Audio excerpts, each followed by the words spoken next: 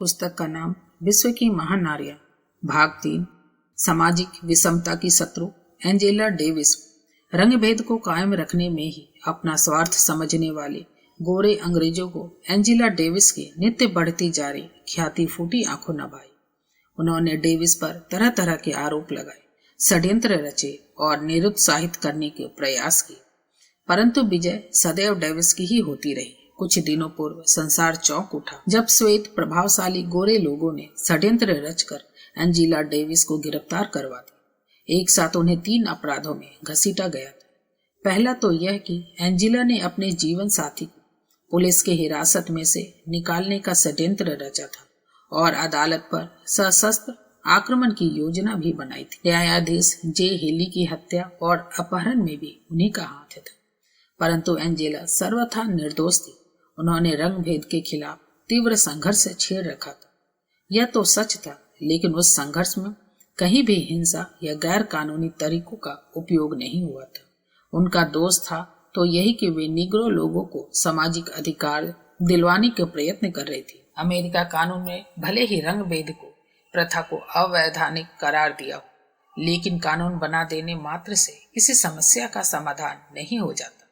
वहां के श्वेत नागरिक तो आज भी निग्रो जनता को दूसरी तथा निचली श्रेणी की जनता समझ रहे हैं। सामाजिक समानाधिकार को जन स्तर पर प्राप्त करने के लिए उस वर्ग का जागरूक होना स्वाभाविक है जो अभिजाति कुल के लोगों द्वारा पीछे धकेल दिया गया। एंजेला डेविस उस सामाजिक चेतना की प्रतीक बनती जा रही थी और स्वार्थ परस्त श्वेत नागरिक उन्हें अपना शत्रु समझते जा रहे थे, लेकिन न्यायालय ने उन्हें निर्दोष कहकर बरी कर दिया।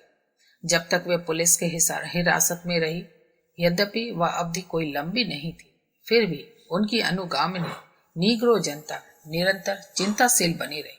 कभी चर्च में न जाने वाले अश्वेत युवकों ने भी इन दिनों प्रभु से प्रार्थनाएं की। उनकी लोकप्रियता का यह सबसे बड़ा प्रमाण है। एंजेला डेविस का जन्म 1944 ईस्वी में बर्मिंघम, अमेरिका के पास एक छोटे से गांव में हुआ।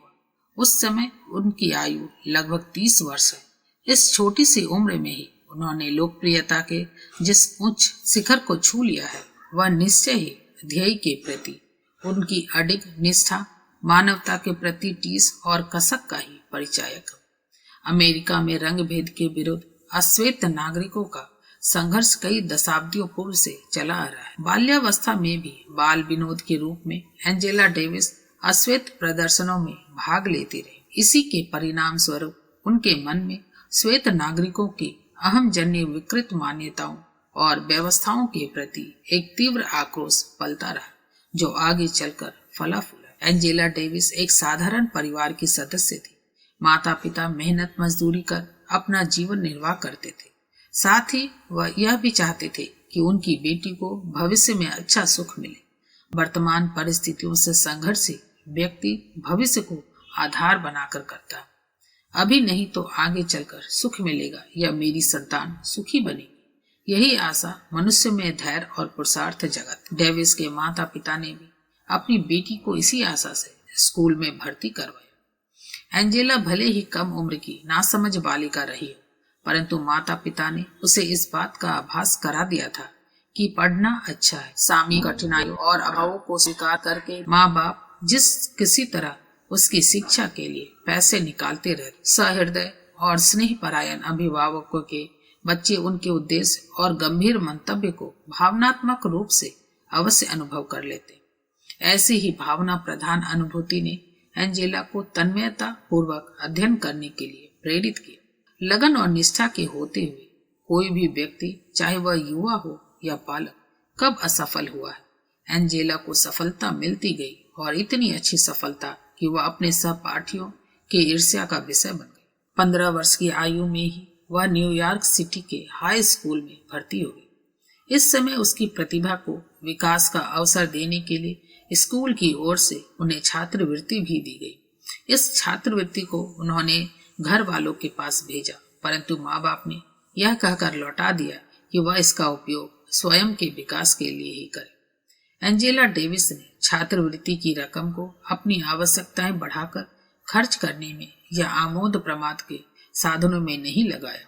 बचपन से अभावों के शिकार बने बालक कुछ उन्मुक्ता अनुभव करते ही अक्सर भाग जाते हैं। ऐसी स्थिति में स्वयं को संभालने की आवश्यकता होती है।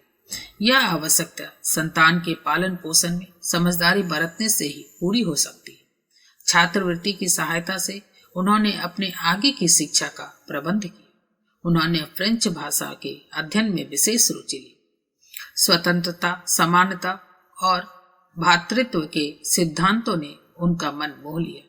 हाई स्कूल के बाद की शिक्षा समाप्त कर वे पीएचडी की तैयारी करने लगे। इन्हीं घड़ियों में वे अश्वेत आंदोलन की ओर सैद्धांतिक तौर पर आकृष्ट हुए। इन दिनों उन्होंने कैलिफोर्निया में नीग्रो कामगारों की दयनीय दुर्दशा देखी थी। गंदी बस्तियों में भेड़ बकरियों की तरह भरे हुए अमेरिका के मूल निवासी जैसे श्वेत जाति वालों द्वारा अपनी थोथी शान पर धब्बा समझकर समाज के शरीर से पोंछ दिए गए हों। इन्हें खाने पीने की योग्य मजदूरी भी नहीं मिल पाती थी, जबकि दिन भर कोल्हू के बैल की तरह काम में जुटा रहना पड़ता था। भोजन के साथ साथ अन्य छोटी छोटी जरूरतें भी जिनके लिए सामाजिक व्यवस्था होती है का लाभ भी इन्हें नहीं मिलता। कभी कोई निग्रो बीमार पड़ जाता तो डॉक्टर आना तो दूर, मरीज के रूप में उसे अस्पताल में भर्ती भी नहीं किया जाता। हालांकि ऐसी कोई वैधानिक बाधा तो नहीं थी, क्योंकि सरकार ने तो कानून द्वारा सभी रंग वर्ण के लोगों को समानता का दर्जा दे रखा था। फिर भी जनमानस में तो वह कुहासा छाया था जो कि उनके मानवीय अस्तित्व को ही नकारता, अनदेखा कर रखता था। एंजेला ने अनुभव किया कि इस प्रकार की समाज व्यवस्था को बदलने के लिए एक जबरदस्त क्रांति की आवश्यकता है, जो निग्रो लोगों में अपने अधिकार का बोध कराकर उसे प्राप्त करने के लिए झकझोर डाले। वे अपने इस विचार और प्रेरणा से जनमानस को आप्लावित करने के लिए कमर कसकर आगे आई।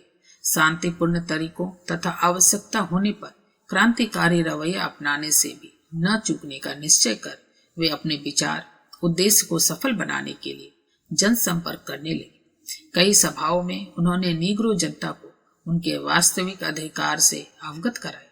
इससे कार्य को सरलता पूर्वक पूरा करने के लिए वे मूंगा क्लब के सदस्य भी बने। साम्यवादी विचारधारा के दलों से भी उनका संबंध स्थापित हुआ। सन 1961 में वे लॉस एंजल्स के एक कॉलेज की प्राध्यापिका बनी। अपने छात्रों को उन्होंने दर्शन शास्त्र के माध्यम से समत्व की शिक्षा दी। एंजेला के ये विचार महाविद्यालय के श्वेत अधिकारियों को पसंद नहीं आए। षड्यंत्रकारी कम्युनिस्ट होने का आरोप लगाकर एंजेला को सेवा से हटा दिया। उनके लिए यह बड़ा परीक्षण का विषय था। शांति से न मिलने पर संघर्ष का रास्ता अपनाते हुए अपना अधिकार प्राप्त करने का विचार अभी तक उन्होंने नहीं दिया था। इस विचार की कसौटी पर अब वे स्वयं चढ़ रहे थे। उन्होंने विश्वविद्यालय के निर्णय को न्यायालय में चुनौती दी और विजय उन्हीं की हुई। रंग भेद के खिलाफ अब वह लड़ रही Angela Davis Martin Luther king के बाद सर्वाधिक विख्यात हुई। अमेरिका और विश्व के सुधारवादी विचारक उन्हें मार्टिन की सच्ची उत्तराधिकारी मानते हैं।